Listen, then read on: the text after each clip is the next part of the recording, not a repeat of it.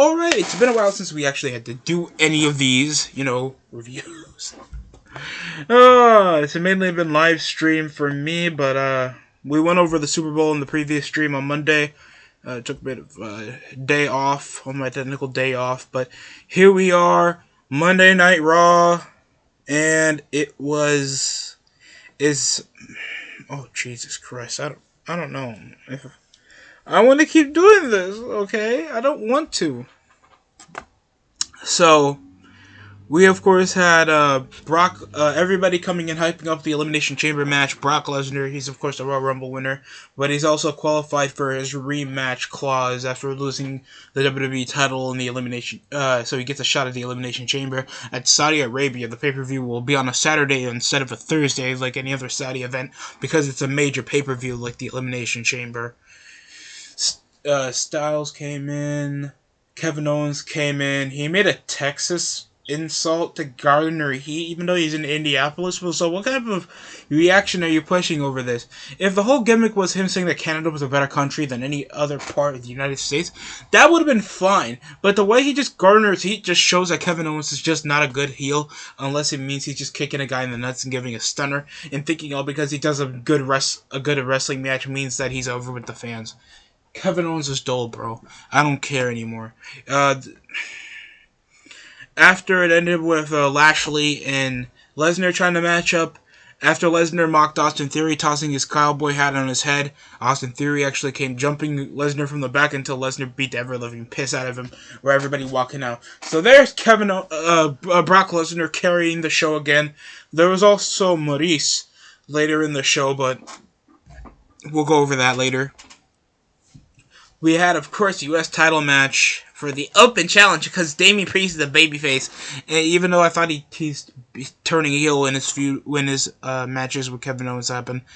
But this was an alright match. Damian Priest retained after countering a sunset flip into his little rip-off crossroads. Phenomenal forearm nearly got him to lose. And, it was a decent match. It was a pretty alright match, I'm not going to lie. We also had an RK Broga. And it was unfunny, unwatchable. Of course, Riddle had to look like Ronda Rousey if he was trans. And look stupid being like, we're just here celebrating me and Randy winning the academic award and this. And like, it just felt so dull because Matt Riddle, they're trying their damnedest to try to get Riddle over, and it's not working, bro. He just can't do it, man. They had, of course, Lena Vega failing to make any English accent. Just a whole bunch of lower mid-carders. Then Orton got interviewed, like, why aren't you in RK Broga? And he literally has to say, like, I'm not a party type of guy.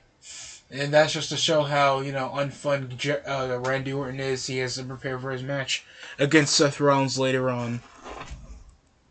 Then we have the Street Profits again against Ziggler and Rude, or the Dirty Dogs. That sounds like something made in Pittsburgh. I don't know. It ends with the Frog Splash over distraction over Tommaso Ciampa, taking out Dolph Ziggler, causing Robert Roode to get alone for the Spine Buster and the Splash from the Heavens to end the match. Then we had Omos squashing the Hurt Business. You see, we got black people on TV more until February's over. So it ends with a chokeslam over a counter from Cedric Alexander. And this was a handicap match for, like, no reason except just to squash the Hurt Business. You could have just had local talent, but no. You just need to squash the two guys that used to be part of the main event faction earlier from last year. So, nice way screwing that up, WWE. Even though Shelton Benjamin and Cedric suck, at least they got carried over doing something. Lita and Becky Lynch had their obvious contract signing, showing Lynch being like, I have to go deeper, and I might ruin your career.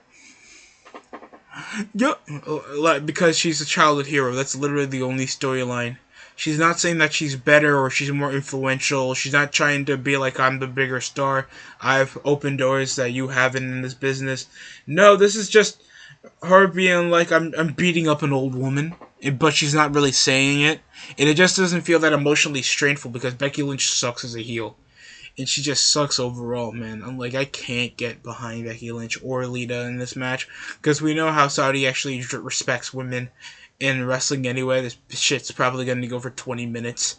And the Saudi guys are going to, like, if there's Saudi people that review WWE, they're going to skip the women's match. They just spit on the floor. That's the skip button.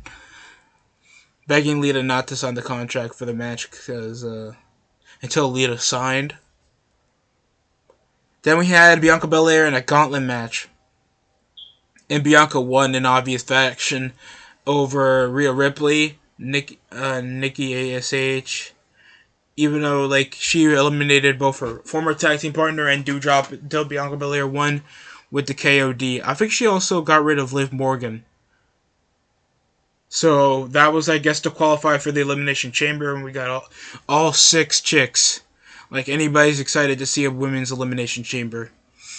And then we had the 24/7 title with Reggie defeating Dana Brooke over a roll-up after R-Truth and Tamina and Akira Tozawa were ambushing them. Ending with Dana Brooke kissing him on the cheek.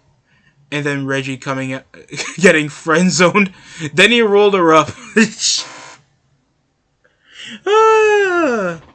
He was like, thanks for being my best friend. And then Reggie rolls her up. You see, small kings win at the end, baby. That's the only entertaining part I can push at this. Because this is the only thing Dana Brooke's doing, even though nobody really cares about Dana Brooke. I forgot how long. I think she's been the longest reigning 24/7 champion this year. No, I guess everybody just chased them because somehow the most desirable title... I understand the most desirable is something everybody's gonna get, like your mom, but just think about it. Like, why is the most desirable title something everybody else can get? So it doesn't really feel that important. You'd think, like, the 24/7 title, like, if you win, you can cash in for any championship that you win for the title, and if there's a referee anywhere, you get pinned. Like, a little twist like that makes the belt more important. Instead of you just overusing the Money in the Bank briefcase. I would like to see that more of a quintessential concept, because that's literally just a lottery ticket for you any time around this year to earn a spot. So, guys that, when they give those Insta pushes, it's like the X Division Championship on Impact. Because, I think around 2011, we had Option C that was like made the belt like less like cruiserweight IC title, jobber belt to an actual important championship that you can use to further your chances on the card. So I actually didn't mind that. So that's it. Reginald's your new... they call him Reggie now, so I can't call him Reginald anymore. And Alpha Academy beats the Mysterios after a runoff with Matt Riddle, causing a distraction. No, that was early in the main event. It ends with a splash. It was a German. The double 619 nearly got the finish. It was actually Maurice and The Miz coming and jumping. You saw Maurice's beautiful body just jogging around with The Miz, as C+ as he is. The Mysterios lose clean. Not really, but it was an alright match. Then we had Alexa with her final entrant, becoming the final entrant into the Elimination Chamber out of just being in therapy. Like, what? Like, they never built up this whole therapy shit after, like, losing Bray Wyatt. Like, she has no guidance or anything. And if you stop running amok on the WWE, you get a shot at the Elimination Chamber. They never built that up. So how did she just earn a spot? She didn't even get into the gauntlet anyway. That would have been a surprise to at least hype up what's going on. But no, Lily showed up over in the session after handshaking with the therapist. This was not entertaining at all. Kane and Daniel Bryan's therapy sessions were more entertaining, even though how overrated Team Hell No is. Like at least they had some semblance of a contrast, and you know why they had the personality they did. I don't get that with Alexa Bliss. I'm not saying you can't make a crazy bitch out of an undersized chick, undersized skinny chick. Look at AJ Lee, and she's somewhat over with the guys that still buy Bullet Club t-shirts. But at least I get it. I don't get that with Alexa Bliss. Even though she is a good character, she can be a good character. The lady's a talented actor, and she can pull off a good character. But I just feel like this was just too much. I felt like this was a bit much just to add her back into the title scene, and it just felt like rushed. Like you could have pushed her over with another storyline or something. You don't have to just push her back in the title scene for her to probably win it. Then we had, of course, AJ Styles and Randy Orton versus Seth Rollins. This was a good match, I guess. He had to skip the party just so he can make it into the main event match. And by the way, we have the Street Profits promoting majority of the matches for the night. That's usually the commentary's job. Why do the wrestlers have to promote? Like, that's important. Like, you can't wait. Who's gonna get the smoke tonight? Yeah, Ford. Just look, it's gonna be Randy Orton versus Seth Rollins. And don't forget, we have contract signing with Big Time Beck and Lita. And a lot of stuff gonna. You shut the hell up, you slobbering Crime Time 2.0 jobbers. No, Primetime player jobbers. And just knowing like how uninteresting you are, you guys have to do the commentary's job. The commentary's job is to promote, explain, and tell you what goes on around the show and talk about the matches at the same time. You don't do their goddamn jobs because you're festering shit nuggets with nothing interesting to do. And it's not like this is the first time doing this. They've been doing this since like late 2019 when they came into the main roster. And they weren't even over until then. They suck. I hate the primetime players. And I mean the Street Profits. My apologies. Had that completely confused.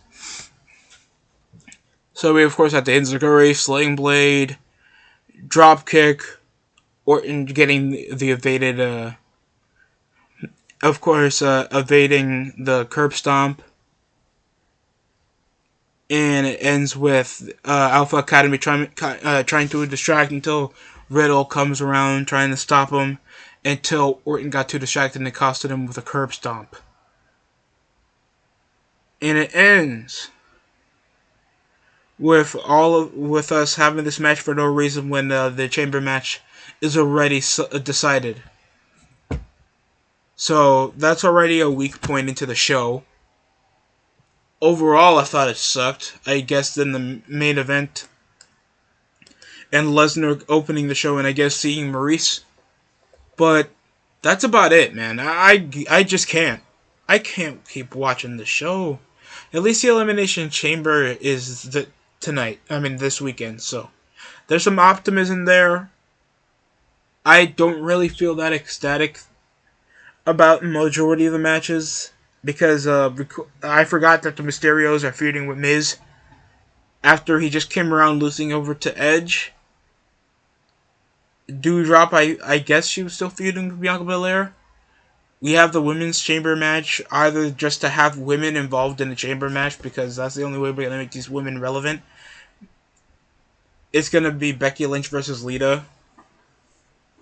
And of course, I guess the most exciting part of the show is, of course, the chamber match. I forgot, is Roman Reigns going to defend his Universal title? Possibly Brock is going to win the WWE title again. They've been treating Lashley like an afterthought, just having these heel promos, just showing that he's still champion.